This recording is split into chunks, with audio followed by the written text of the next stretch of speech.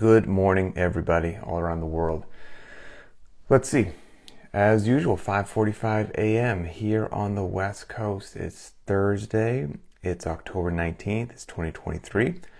Hope everybody's day is off to a good start. This time next week, I'll be in Austin, Texas for the Rogue Invitational. It will be a day of rehearsal and practice before things go live on Friday. So that should be really cool. I know there's a bunch of Linchpin people heading down to the Rogue Invitational, so I can't wait to see it. It's going to be awesome. Enjoy the competition, get some good food, meet some real people, and for a hangout spot, find where BTWB is holding up, where they're set up. Last year they were in the Rogue tent. I think that's where they're going to be again this year. If you go to the Rogue tent, I think BTWB will also be in there. So head on in there, and it's a great just kind of link up point. So, okay, let's kick it off. I've got a cool thing just to share that I read on the Linchpin Squads feature, which I thought was awesome and fired me up. And so I'll share it with you. Because, we recently did that workout. I see somebody says, what's the average airspeed of an unladen swallow? I haven't heard that in a while. That's good. What's the difference? Oh, so remember we did that workout a while, within the last week, I believe. Triplet we've done several times. 21, 15, 9. Deadlifts, 2 1/4 for men, 155 for women. Paired with a box jump and a toe to bar. Just a ton of interference. Great workout. There's a great post in the Linchpin Squads on the BTWB app from Richard A. that says, what a difference 8 months makes. The last time we did today's workout, the 21:15:9 I just said, was in February. So what's that? This is October. Yeah, February. Okay. And in February, he finished it in 13 minutes and 46 seconds as prescribed, which is a great time, by the way. I had been doing Linchpin for about 1 month. Today, I shaved off 3 minutes and 47 seconds from that time, and I scored 9 minutes and 59 seconds, and I wasn't really trying to push all out. How cool is that? I had hoped to get around 12 minutes, so this was a very cool surprise. Now, this is what I like, he says here. Keep showing up, push when you can, don't stress about missing a day or having a dumpster fire of a workout, get as much sleep as possible, eat your veggies and protein. That's all I've focused on, and it makes a huge difference. Hope everyone else is having a good day, etc., etc. So, that is it right there. That whole progress, not perfection. If you keep showing up and you're generally making, not perfect, but you're generally making more good decisions than bad decisions, things are going to go in a fantastic direction. I see somebody here, the realtor coach. We love you, but you are trying to kill us this week. Let's see. Why don't you care? Oh, it's been a heck of a week, that's for sure. And enjoy your rest day today. That's why we program rest days. That's why rest days are important. And I'm not going to be doing a darn thing today. Maybe going for a walk if the West Coast weather here in the general Seattle area will let me. So, all right, let's dive into the questions. Sorry. This show, powered by black coffee. All right, here we go. First question from Sean M. Any advice for merging Linchpin with a team sport? Apologies if this one has been asked a bunch of times. I decided to return to rugby after a 5-year hiatus. Wow. With games on Saturdays. In my head, I'm thinking about dropping one of the more cardiovascular Metcon sort of days. Trying to keep consistent with the heavy days in the programming and aim for 4 of the workouts each week if there is a game. I don't think that's a particularly bad idea to be honest with you, Sean. So, yes, it's going to be different for each person, right? And that's not a cop-out of the answer. How many practices do you have each week for rugby? How demanding are those practices? Same thing with the games. Is it just once a week? What is your rest day schedule between the practices and the games? Are those practices more conditioning focused? And if they are more conditioning focused, then your idea of potentially dropping one of the more conditioning focused workouts over the course of the week and focusing on the strength, maybe some of the other skills that you're probably not going to get on a flat rugby field, probably not going to be doing a lot of pull-ups, rope climbs, things like that, I think you're on the right track. If you could keep, you're trying to do 4 Linchpin workouts a week on top of rugby. Rugby's profoundly demanding from what I understand. Even if you drop down to 3 workouts a week during rugby season, I think you'd probably be okay. And we've talked about this before, that if you're going to do 3 workouts a week, make sure that one of them is the heavy day for the week, and then the other 2 workouts in an ideal world would be a nice balance to what you didn't get on the heavy day. If you're thinking about gross movement patterns from pulling from the ground, going overhead, going below parallel, what direction you're pressing, upper body pulling with gymnastics, etc., etc. And try to do 2 of those other workouts. Again, 1 heavy day, 2 other workouts. And of the 2 other workouts, one that you love, makes you smile when you see it, it'll be easy to do, and one that you don't love so much because it's full of things that might fall under your list of deficiencies and things that you really need to improve upon. And so even if you had to go down to 3 workouts, that could probably treat you really well. Okay, here we go. Good question here from Jordan. This is Jordan S. Says, I know this is a tough question for you to answer without having all of my personal information, but I'll ask it anyway. What would you recommend to someone who's been doing Linchpin programming consistently for 8 months but hasn't lost more than a few pounds?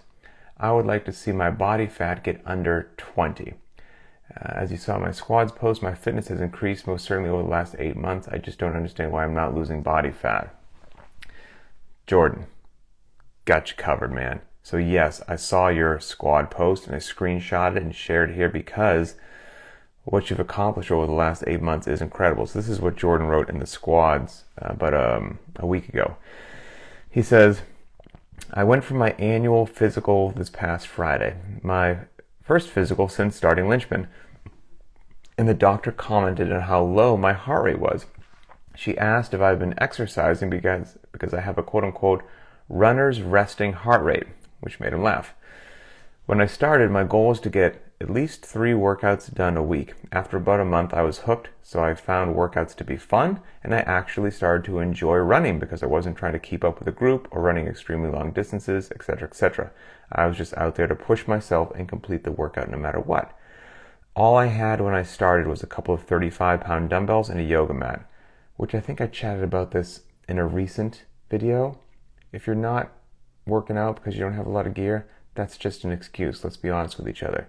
So Jordan started with a pair of 35-pound dumbbells, a yoga mat, and nothing else.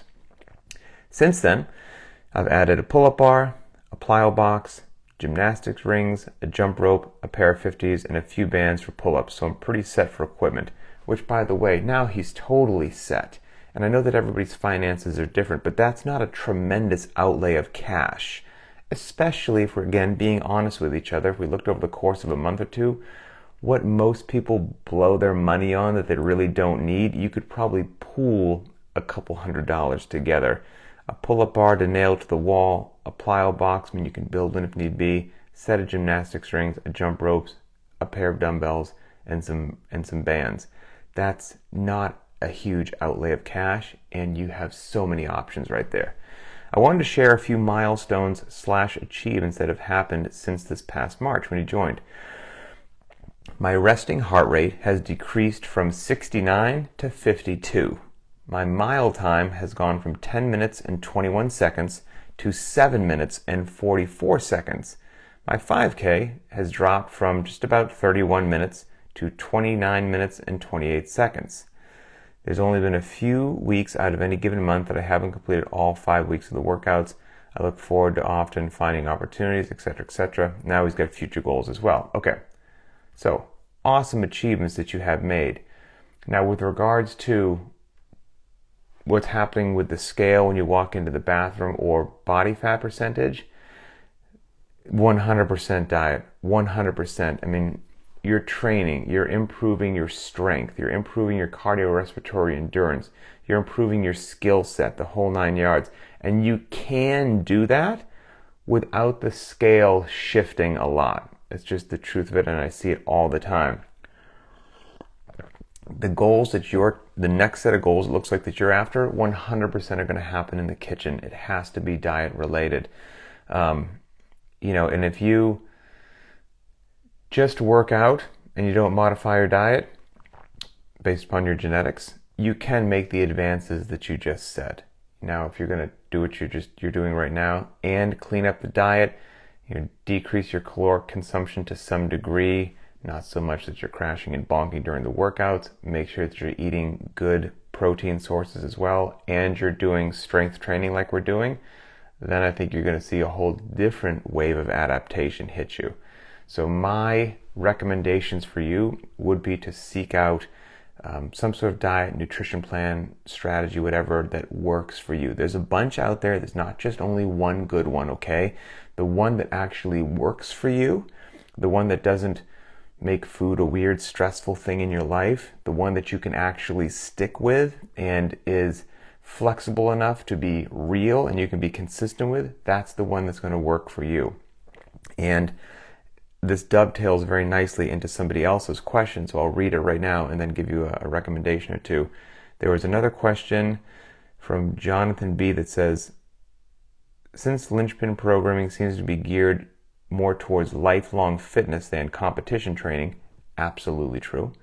What are your thoughts on some good nutrition plans to pair with the programming? I know there are many options out there, from RP Strength, intermittent fasting, the zone diet, etc., plus the general advice from CrossFit, which is basically just eat clean. So I'm curious of which of those, among others, would you recommend? People have had success with all of those ones that you just mentioned. And every time this comes up, I give the same recommendation. And I do not get any financial compensation or anything at all for making this recommendation. I think that's very important to say, because I know a lot of people, social media influencers and other big name athletes that have a list of sponsors, recommend something that they get a taste of the profits from that. And that does not happen here. I would highly recommend you check out Optimize Me Nutrition, Eva Claire Sinkowski.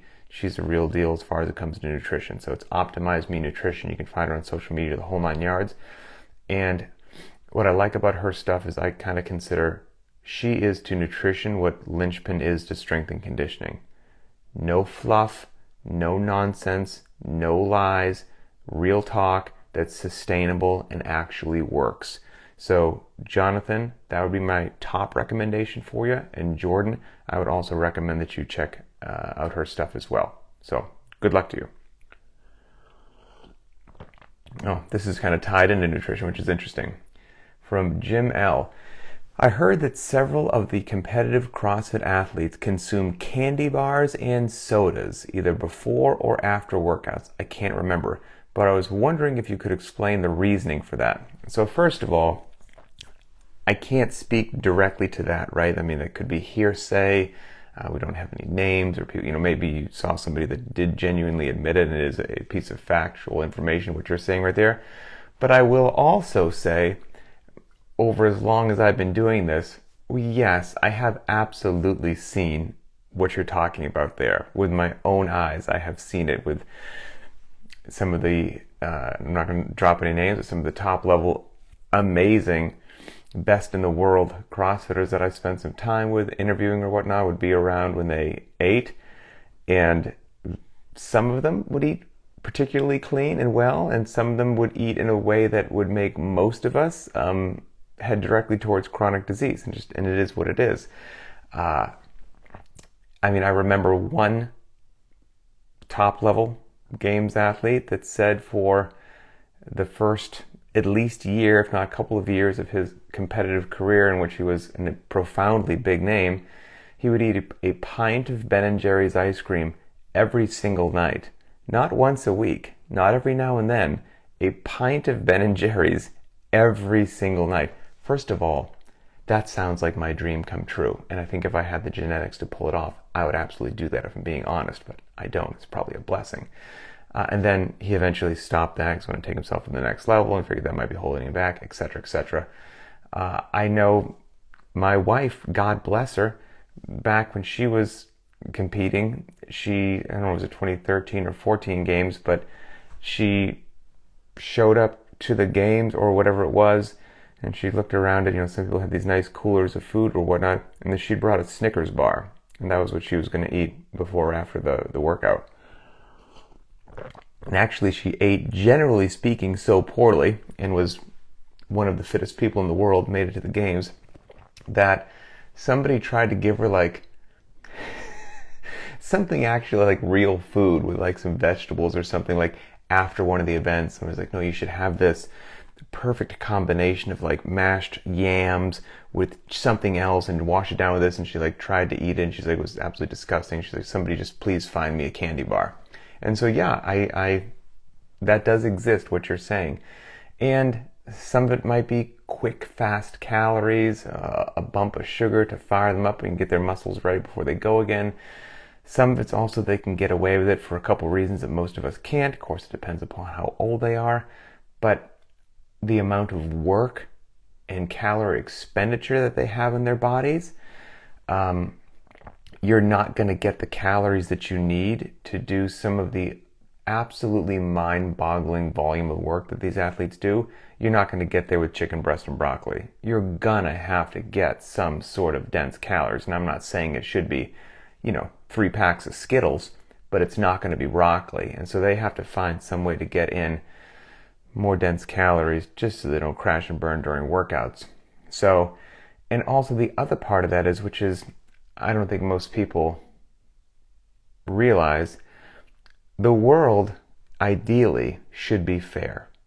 Wherever you're listening right now, whatever men, women, children, whatever color your skin is, whatever socioeconomic group you're from, we should all have the same wonderful rights afforded to us, freedoms. We should all be sovereign, autonomous citizens. All of that should be equal. With regards to the genetic cards that we've been dealt, we are not equal. There are some people who were born with different stuff than the rest of us. And it just is what it is. Some people can get away eating trash that boggles your mind, and they look amazing, like an anatomy and physiology poster. It just isn't fair. And some of the top freaks in the world that are amazing, awesome athletes and train their tail off, you see them perform at the top levels, whether it's in CrossFit, whether it's in the NFL, whether it's wherever. And some of those people, you hear the lifestyle that they lead of partying and going hard in other places, and you're like, how are you performing at that level? They're not like you and I to some degree. So yes, that happens, not with everybody, and probably less now than it used to, but I wouldn't recommend it for most people. Okay, let's see. Phil T, curious as to some of your favorite CrossFit success stories that you've heard or witnessed. I mean, Phil, that's a great question, and truth be told, like the one I read just before this started, with the individual doing the 21:15:9 and shaving, multiple minutes off in just 8 months' time, or sharing what happened to Jordan when he went to his physician and had a physical checkup, and she asked, like, wow, things are going in an amazing direction, like, what are you doing? Keep it up, this is incredible. Like, those things, I could share and post one of those every single solitary day. They're shared on Instagram, they're shared in the BTW Squads feature, they're shared in the private Facebook group. And so, all of those, quite frankly, just fire me up, which is why I try to read them, because every single day those things pile in. So everybody needs to keep up the good work. Okay, let's see. Sean D, here we go. We just welcomed our second baby into our lives and are taking a break from our normal gym routine. I joined Linchpin to get some workouts in at home during the first couple months. I have a well-stocked garage gym. What are your thoughts on working out while not sleeping much with the newborn baby? Most days I can do prescribed, but my body also sometimes doesn't feel like it. Man, this question speaks to me. So first of all, right there with you, my friend, right there with your brother. Live that life, and to some degree, still live it a little bit, even though in a couple months my daughter will be 2.5. So Emily and I have a 14-year-old boy, a 12-year-old boy, and a little girl that will be 2.5 sometime around Christmas. So life is full. And I did 2 specific podcasts just on this topic with Adrian, and those were under the Varied Not Random banner. So check out Varied Not Random episodes 29 and 67. 29 was done when my daughter was still particularly young, when she was in the absolute depths of hell, full-blown colic, crazy, possessed by the devil. It was very stressful and horrible, and that's not an exaggeration. Colic is unbelievable. And then episode 67, I think, was when she was around maybe a year old or whatnot. But those 2, I talk about what I had to do, how I got through it, modifying workouts. I think you'll find those episodes really beneficial. So again, it was Varied Not Random 29 and 67. There's ideal and then there's real, right? What would be ideal? Getting wonderful sleep every night would be ideal. Having ample time to work out would be ideal. Never having to miss a warm-up would be ideal, etc., etc., etc. That's great. And when you can have those ideal situations, cherish them, embrace them. And when life, family, work, whatever it is, forces you to do something less than ideal, you just have to make the best decision possible. There could be somebody who says, sleep is obviously critically important, and if you're not getting enough sleep, you shouldn't work out. Okay, fair enough. Myself, and like every other human being that I know, just modified and scaled workouts, even on crappy sleep, and we're all fine. We all did great. We all maintained actually a tremendous level of fitness, just doing maintenance sort of a stuff. And then when life normalized again, we rolled back in instead of having to start from absolutely zero. Oh, gym exercise 00. I'll get back to your question here in a second. Let's see. Any advice for a 19-year-old guy? Yes. So, first of all, take the free trial from Linchpin. Quite frankly, I wouldn't be doing it if I didn't think it was the best in the world. So do that. Click the link in the bio in 30 free days. Check it out. But if you don't, what you should be doing no matter what is compound total body lifts, which luckily are more ubiquitous these days than when I was 19 years old. When I was 19 years old, what was popular? Single joint bodybuilding style movements. Great for some beach muscles, not great for actual real world work capacity, lifetime independent living, or what you need on the field of fitness, battle, whatever it happens to be. I'm talking, make sure you're squatting, make sure you're doing deadlifts, work on your cleans, make sure you're running long, make sure that you're sprinting, increase your strict pull-ups, don't avoid things that aren't sexy like the L sit.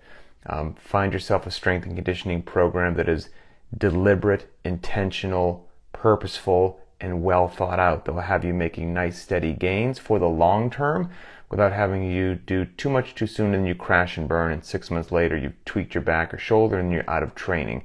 The stop, start, that doesn't benefit everybody. Putting bricks in the wall day after day, week after week, month after month, that makes people into ferocious animals. So again, that's what I'd recommend you do. And click the link in the bio, check it out.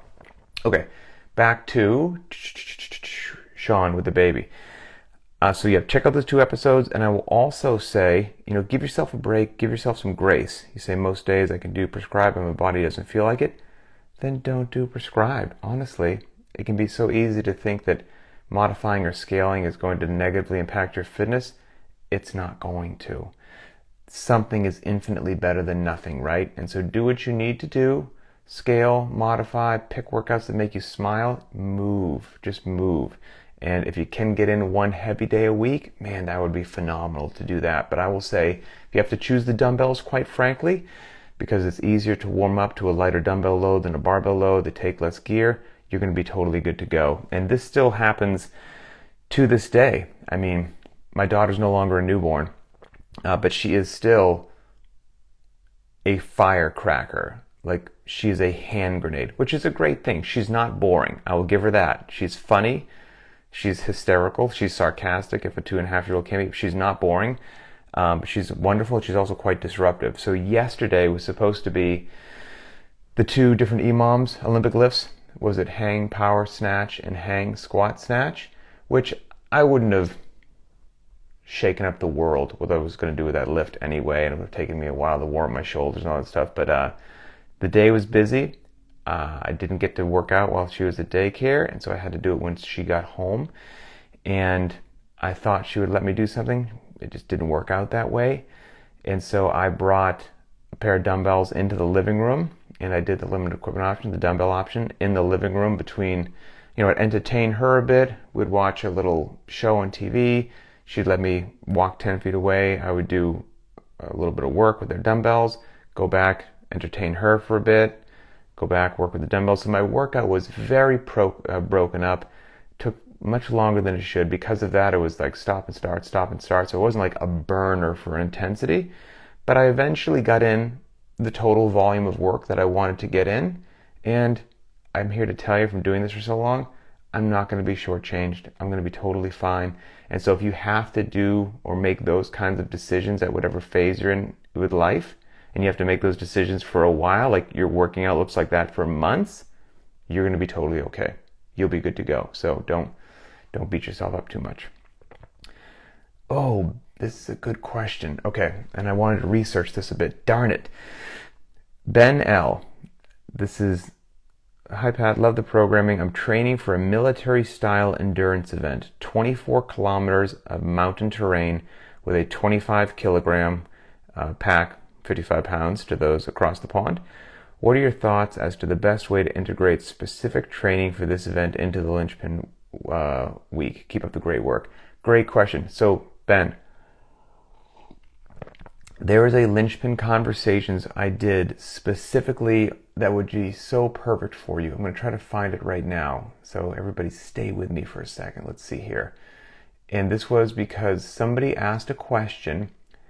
Let me see if I can find this right now. Linchpin Conversations.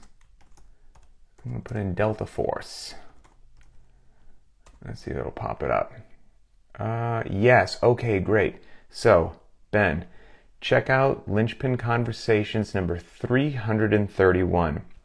And it's entitled Delta Force, How to Physically Prepare. So this was a question I got, about 100 shows ago or whatnot, about somebody in the military specifically training for Delta selection. And Delta selection is profoundly arduous, and a decent portion of it is having far more weight on your back than you would like to have for longer than you would like to traverse with it over terrain that is absolutely not flat. And so it's very similar to what you're talking about. So I talked to a buddy of mine who served in Delta Force, followed Linchpin while he was in Delta Force, and talked to him about what would somebody do, how would they join the two together getting ready for selection. And so you got it straight from the horse's mouth of somebody who followed Linchpin and was in Delta Force, and how they'd merge the two together. So check out that Linchpin Conversations, and that is, as far as I'm concerned, probably the best actual real advice you could get for that scenario. And let's see. All right, final question. This is from Jeff C. I would love to hear the initial start in history, probably again, on when you started Linchpin, why and what led up to it. Also curious if your SEAL training with or without CrossFit. Thanks in advance.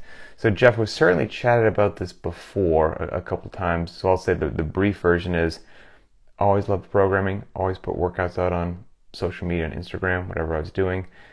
It seemed to be well received. People seemed to enjoy them. And so a buddy of mine just said a lot of years ago, like, look, why don't you just affiliate your garage? Why not? Like, what's the harm in it? You can just affiliate your garage, and you can keep posting these workouts, do what you love to do, and who knows? Who knows? That was literally how it started. Way back in 2014, I want to say, is when I affiliated my garage to be CrossFit Linchpin. And so that's it. And then it was like that for years. And then, so none of these were my idea. And then I think about 5 years after that, somebody told me I should start the private track. That wasn't my idea either. I didn't have some grandiose plan or business idea. None of that happened. I was just doing what I was passionate about, which is programming workouts. And quite frankly, that's really all I do to this day. Still, it's all I focus on. Everything else is a secondary deal. And so that wasn't my idea either. I've been just doing this stuff and people really seem to enjoy it, and we've developed a tremendous following and community, and somehow we've got thousands and thousands of people from around the world doing it. Boggles my mind. It's really cool though. With regards to the SEAL training with or without CrossFit, back then, it was a long time ago, my friend, I went through BUD/S in 97. How about that? The 90s. And wasn't doing CrossFit at all. I didn't start doing CrossFit till 2005. And so I went through SEAL training with just old school Monday and Thursday chest and tries, Tuesday and Friday back and buys, with some, pre-internet just literature I found of like books from SEALs in Vietnam, and somebody thinking that you should train a certain way, doing like a calisthenics regime that I found on the side, and just doing a ton of running. And it worked. I wasn't a tremendous athlete in BUD/S. Let's not lie to ourselves. And in hindsight, if I had a time machine, I could go back. Man, what I didn't know about strength and conditioning would just fill this room. There's so many things I could have done better in my training back then. I could have been fitter, faster, stronger. I could have been so much better prepared. I could have not just been on the total brink of overtraining all the time with like death by volume of running. And I could have walked into training so much better and more resilient, but I just didn't know. So, it is what it is. All right, everybody. That's it. That's Thursday. It's a rest day. Enjoy your rest day. Have a fantastic day. Let me take a quick little scroll and make sure I didn't miss anything. I think I got everything that everybody asked there. Yes, it appears as though I did. Okay. All right. Have a wonderful day. I'm going to finish my coffee, and we'll talk soon.